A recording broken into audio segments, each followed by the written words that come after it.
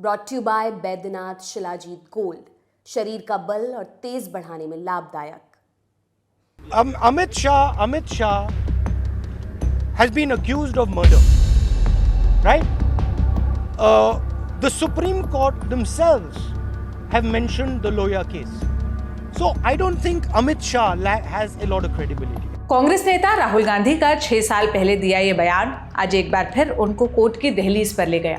राहुल ने 2018 में अमित शाह के खिलाफ एक बयान दिया था। इसमें उन्होंने अमित शाह को हत्या का आरोपी यानी मर्डर अक्यूज्ड कहा था। राहुल गांधी के इसी बयान को लेकर यूपी के सुल्तानपुर में एक बीजेपी नेता ने मानहानि का केस दर्ज कराया था। 20 फरवरी यानी आज इसी केस में सुनवाई हुई।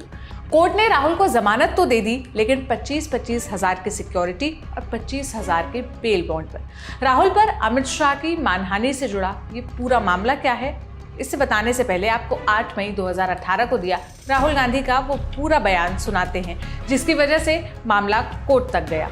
Amit Shah has been accused of murder, right? The Supreme Court themselves have mentioned the Loya case.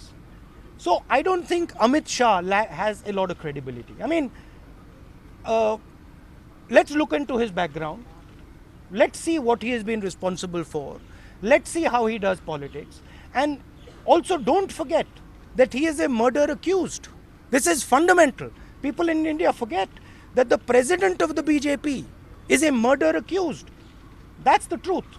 The party that talks about honesty, decency, has a person who has been accused of murder as president. 2018 में कर्नाटका चुनाव के दौरान राहुल गांधी ने बेंगलुरु में एक press conference की थी। इस कॉन्फ्रेंस में उन्होंने अमित शाह को हत्या का आरोपी कहा था, जिसके बाद यूपी के सुल्तानपुर में उस समय के जिला उपाध्यक्ष विजय मिश्रा ने राहुल गांधी के खिलाफ शिकायत दर्ज कराई थी।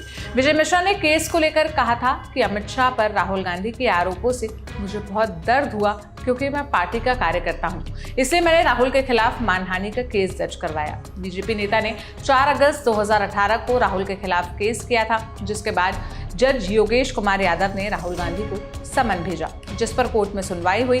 मानहानि मामले पर पेश हुए राहुल गांधी की ओर से कोर्ट में क्या दलील दी गई, इसे लेकर इंडिया टुडे के सहयोगी आशीष श्रीवास्तव ने राहुल के वकील काशी प्रसाद से बात की। सुनिए। ऐसा है कि आज चूंकि उनकी जमानत अर्जी विचाराधीन थी, तो इसमें आज कुछ बहुत ज्यादा कहने के लिए कोई आवश्यकता नहीं थी, क्योंकि जिन धाराओं में माननीय राहुल गांधी को तलब किया गया था वो जमानती धाराएं हैं, ठीक है ना, हाजिर हुई और जमानत हुई। इस पूरे मामले में बीजेपी नेता विजय मिश्रा की ओर से पेश हुए वकील संतोष पांडे ने क्या कहा, वो भी सुनिए। राहुल गांधी जी ने स्वयं को सरेंडर किया और माननीय न्यायालय ने उनको करीब आधे घंटे पौन घंटे कस्टडी में लेने के बाद उनकी जमानत अर्जी पेश हुई। जमानत अर्जी पर सुनवाई हुई और उनकी जमानत मंजूर हुई है। आगे क्या फर्दर? आगे फर्दर वो डेट अभी नहीं लगी है, डेट लगेगी। राहुल गांधी ने बोला कोर्ट में, राहुल गांधी जी के अधिवक्ता ने कहा कि हम निर्दोष हैं और इस तरह से हमने कुछ भी नहीं कहा है। हमने उस पर अपोज किया, अपना विरोध जताया और चूंकि जमानती अपराध है, धारा 500 आईपीसी बिलेबल ऑफेंस है, इसलिए उनकी जमानत मंजूर हुई है। सुबह लगभग 10 बजे जब राहुल गांधी पेशी के लिए सुल्तानपुर के एमपी एमएलए कोर्ट पहुंचे, तो चारों ओर मीडिया का जमावड़ा था। इस बीच जब वो सुनवाई के बाद लगभग 40 मिनट बाद कोर्ट से बाहर निकले, तो उनके चेहरे पर मुस्कान थी। अब इस मामले पर अगली सुनवाई 2 मार्च को होगी। तब तक राहुल गांधी पहले की तरह अपनी भारत जोड़ो न्याय यात्रा जारी रखेंगे। फिलहाल ये भारत जोड़ो यात्रा यूपी के अलग अलग हिस्सों से होकर गुजर रही है। 19 फरवरी को ये यात्रा उनके पूर्व संसदीय क्षेत्र अमेठी में थी, जहां उनकी और सांसद स्मृति ईरानी के बीच जुबानी जंग भी देखने को मिली। राहुल गांधी की यात्रा और मानहानि से जुड़े मामले पर आगे जो भी अपडेट आएगा हम आप तक पहुंचाते रहेंगे। बाकी आप इस बयान पर क्या राय रखते हैं, हमें कमेंट बॉक्स में जरूर बताइएगा। ये सारी जानकारी मेरी साथी सुप्रिया ने जुटाई थी। मेरा नाम सोनल है। देश और दुनिया की तमाम खबरों के लिए ललन टॉप देखते रहिए। शुक्रिया।